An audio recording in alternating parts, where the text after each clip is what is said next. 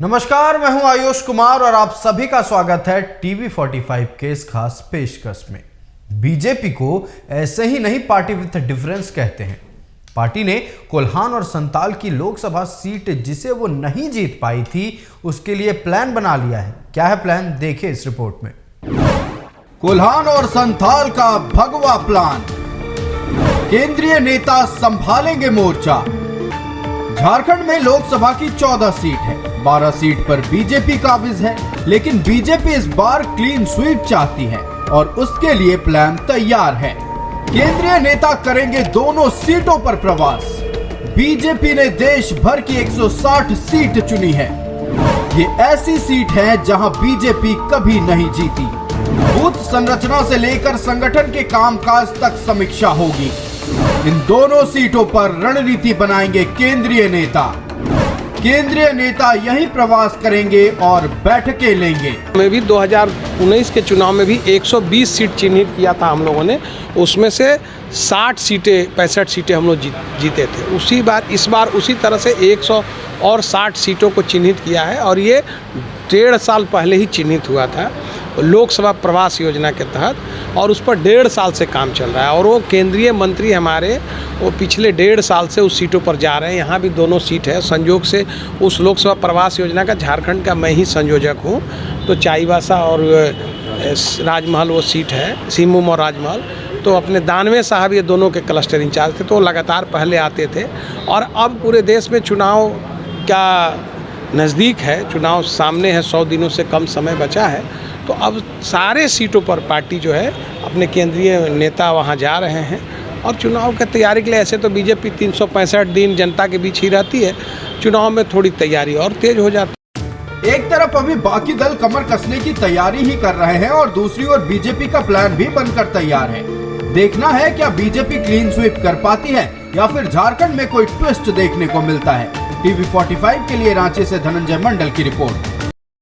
और इसी खबर पर और भी बातचीत करने के लिए हमारे सहयोगी धनंजय हमारे साथ जुड़ चुके हैं। धनंजय, एक तरफ जहां एक गठबंधन अभी भी अपना चेहरा तलाश रही है, वहीं दूसरी तरफ बीजेपी ने मोर्चा संभाल लिया है। युद्ध स्तर पर तैयारी जारी है। 160 सीटें चुनी गई हैं जहां बीजेपी की पैनी नजर है। फोकस ज्यादा है। फोकस इसलिए है क्योंकि बीजेपी को कई बार वहां हार का सामना करना पड़ा है। झारखंड की बात कर ले, कोल्हान और संताल साधने के लिए बीजेपी लगी हुई है। सिंहभूम और राजमहल सीट, ये 2 सीट जो झारखंड में बीजेपी नहीं जीत पाई थी, इस बार नजरें बनी हुई है। पूरी जानकारी दे, क्या प्लानिंग चल रही है बीजेपी की? कुछ दिन पहले दिल्ली में प्रधानमंत्री मोदी, अमित शाह, प्रधानमंत्री जगत नड्डा और तमाम जो कोर कमेटी के मेंबर है उनके साथ बैठक हुई थी दिल्ली में मोदी के साथ। उसमें यही प्लानिंग की गई थी। 160 से जैसे सीट को चिन्हित किया गया है, इसमें बीजेपी कभी जीती नहीं है और जिसमें जीती भी है तो वहां पर बैठक नहीं बना पाई। हर चुनाव में ऐसे निर्णय लिए जाते हैं। पिछली बार भी कई सीटों को एक खाका तैयार किया गया था, उसमें बहुत सारे सीट बीजेपी ने जीत के निकाला था। अब इस जो 400 का जो नारा दिया है बीजेपी के द्वारा, प्रधानमंत्री इस बार 400 से पार, बीजेपी 400 से जो पार का नारा दिया गया है, वो नारा को मुकम्मल करने के लिए 400 सीटों को जीतने के लिए झारखंड में 2 सीट को चिन्हित किया गया। 2 सीट है राजमहल और सिंहभूम का सीट। राजमहल सीट जेएमएम के पास है और सिंहभूम का सीट कांग्रेस के पास है। ये 2 सीट जब भी आप देखेंगे, जब नड्डा जी यानी जो या फिर अमित शाह या प्रधानमंत्री मोदी जब आते हैं तो ये तीनों नेता इन्हीं सीटों पे फोकस रहती है। उनकी एरिया को हमेशा वो जाते भी है।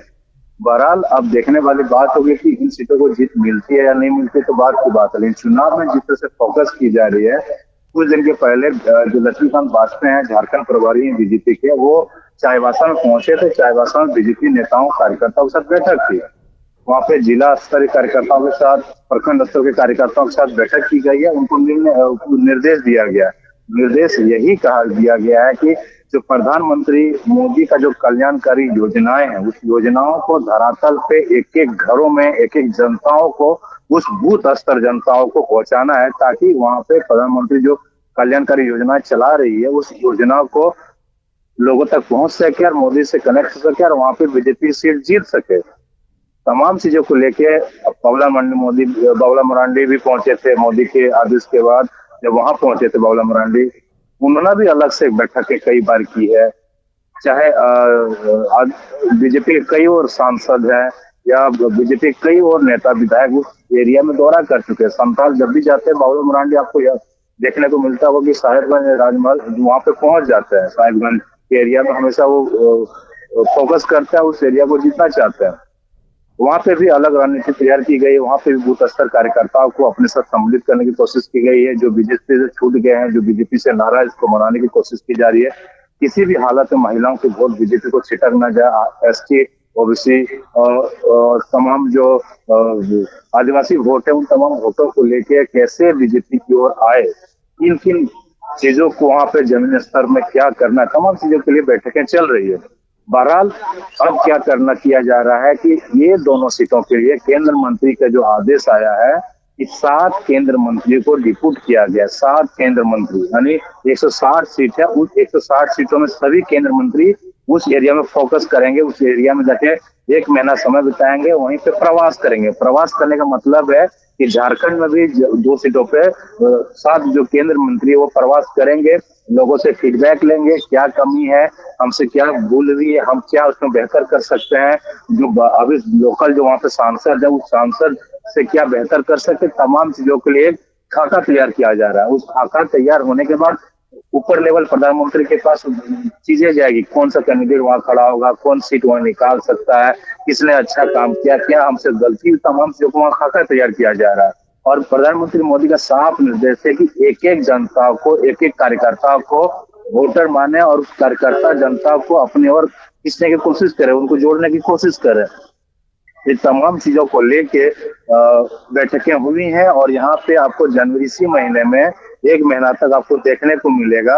1 महीने में आपको ये फलस्वरूप स्वरूप देखने को मिलेगा कि वहां पे कौन कौन केंद्र मंत्री के नाम तो नहीं बताया गया। हमने जब बीजेपी नेताओं को बात करे थे, नाम तो नहीं बताया, लेकिन कौन कौन, थोड़ा सा देर के बाद वो नाम पता चल जाएगा कौन कौन से मंत्री केंद्रीय मंत्री वहां पहुंच रहे, कौन कौन जगह पे वो प्रवास करेंगे। तो तमाम से खाका तैयार किया गया है और ये दोनों सीटें निकालने की पुरजोर कोशिश की जा रही है। झारखंड में अगर बात करें, 12 सीटें बीजेपी के पास है, 14 सीटें को टारगेट है और 2 सीटें दूसरे पार्टी के पास है। वो चाहती है 12 सीटें तो जीते ही जीते, 2 सीटें हमारे पास छिटक के गई, उस सीटों को जीत के लाए, क्योंकि उसी पे ही सबका निर्भर है। सभी सीटें जब अगर जो सीटें बीजेपी ने हारी, उस सीटें अगर जीतते हैं तो ही 400 प्लस सीटें वो ला सकती है।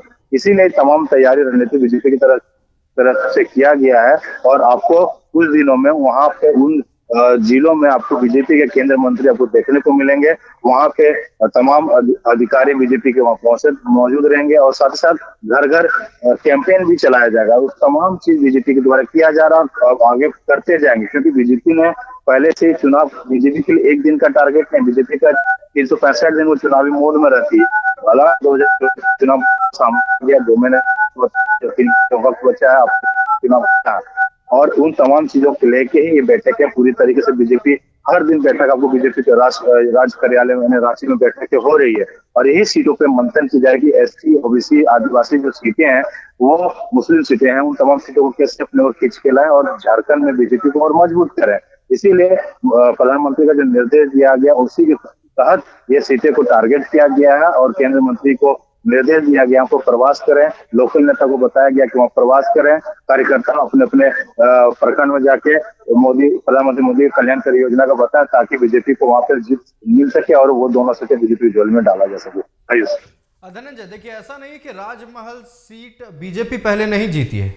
राजमहल लोकसभा सीट बीजेपी पहले जीत चुकी है, इसलिए नया कुछ खास करने की जरूरत बीजेपी को नहीं पड़ेगी।